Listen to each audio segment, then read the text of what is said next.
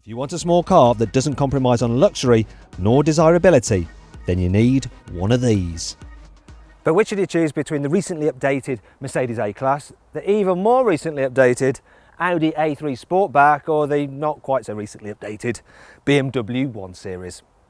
Small posh car group test, yeah. These are cars I can actually afford, and I want.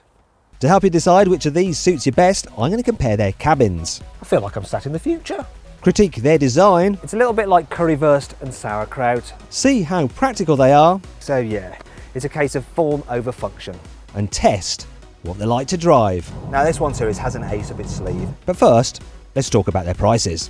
So the A-Class starts at £19,900.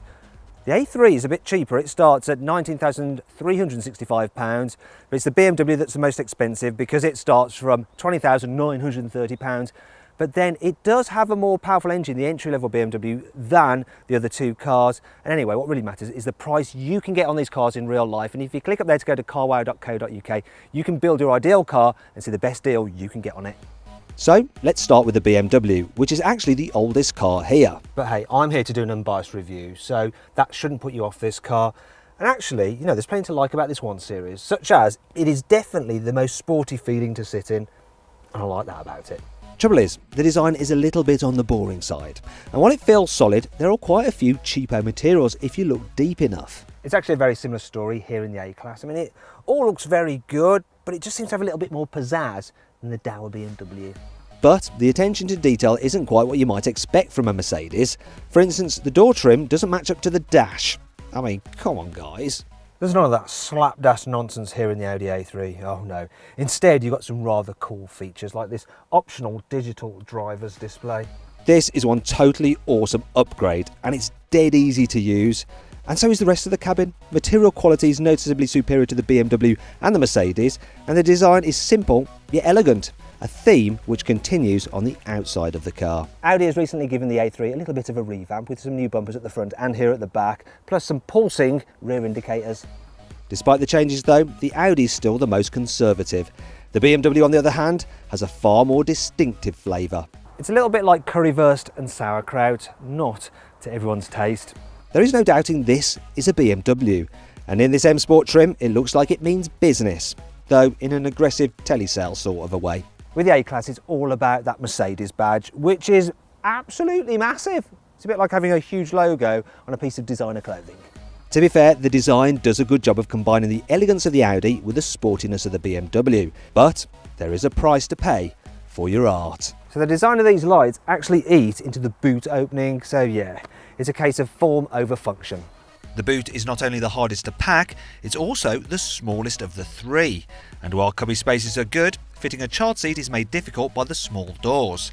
And tight rear headroom means it's a squeeze for taller people in the back. However, it's okay for shorter people and wide enough to make 3 up not too much of a squeeze. The BMW has better rear headroom, but the narrow body means it's the worst for carrying 3 at once. Plus, it has the least leg room. However, wide opening rear doors means fitting a baby seat is hassle-free. Also, the boot is bigger and easier to load than the Mercedes A-Classes. What's more surprising is that in the BMW, in-car storage is actually pretty decent. I mean, look at the front door bins, they can hold 3 drinks. Actually, this is empty too. Get rid of that.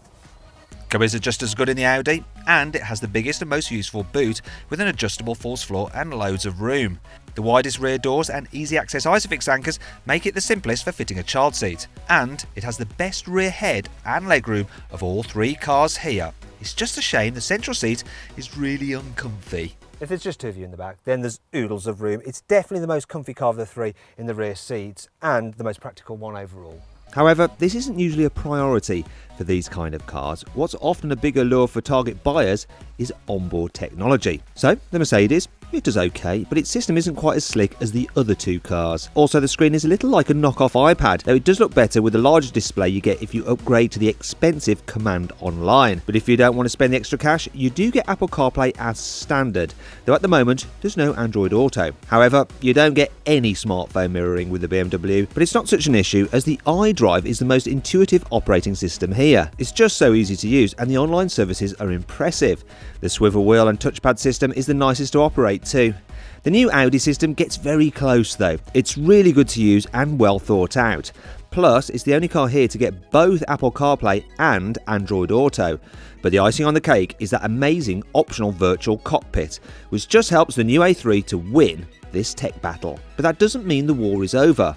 These cars still need to fight things out on the road. Let's start with the BMW. Now this 1 Series has an ace up its sleeve, and that's the fact that unlike the other two which are front wheel drive, it's actually rear wheel drive, and that just makes it more sporty and more fun. And actually it's a really comfortable car to travel in. It deals with bumps in the road very well. If there is one problem, it's the fact that you do get quite a lot of road noise. Can't fault the engines really. I mean, they are a bit noisy, the diesels, but they're strong performance and pretty economical. I'm averaging 47 in this 2 litre 120D. I actually prefer the petrols. Always get an auto if you can afford it. The 8-speed auto in the BMW 1 Series is wonderful. The automatic in the Audi A3 isn't quite as good, but it's still pretty impressive, and the manuals are definitely nicer to use than those in the BMW. But how does the rest of the car compare? Okay, so this car is the perfect lesson in how to do a well-rounded small premium hatchback. So it might not be as sporty to drive as the BMW, but it still corners very well, and it's super comfy and quiet. I mean, everything just works. It's just dead easy to live with. This is a car that you can enjoy no matter whether you're driving in town, on the motorway, or on a twisty road. It is really impressive. So too are the engines. This diesel that I've got in this, the 2 litre diesel, 150 horsepower, supposed to do 67 miles per gallon, and I'm getting 56. It's really hard to fault this A3. Maybe that makes it a little bit predictable, but predictably good. Finally, we come to the A-Class, a car which has so much to live up to considering how good the rest of the Mercedes range is. So, have we saved the best till last? So when you first drive the Mercedes A-Class, you really hope for a lot because it does look pretty smart on the outside, and it's got that 3-pointed star. In isolation, it's all right, but when you compare it to its premium rivals, it seems just a little bit lacking. It's not as comfortable as it should be. It's noisier than you'd expect a Mercedes to be. The engines are only all right, and the diesel in this, it's quite noisy when you rev it out.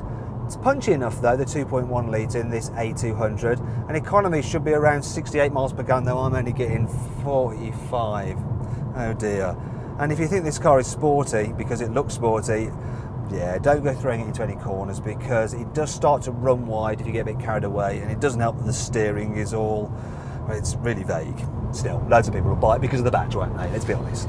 So then, where does all that leave us? Well, the A-Class, I mean, it looks great and it's got that ultra desirable Mercedes badge, which, well, that'll be enough for some people. The BMW 1 Series, yeah, it's the most fun car here to drive, and it's got a brilliant infotainment system. But really, it's the new Audi A3 Sportback with its, well, it does everything. It's practical, it's comfortable, it's desirable, it's packed full of tech, and it drives beautifully. You know, I could go on, but we need to finish the video, and that's why the A3 Sportback wins this test. If you enjoyed this video, please like it, share it, and subscribe to our channel. And if you click over there, you can watch the individual reviews of the Audi A3, the Mercedes A-Class, and the BMW 1 Series. Now, did you know that the Audi A3 used in this test actually had over £5,000 worth of options on it?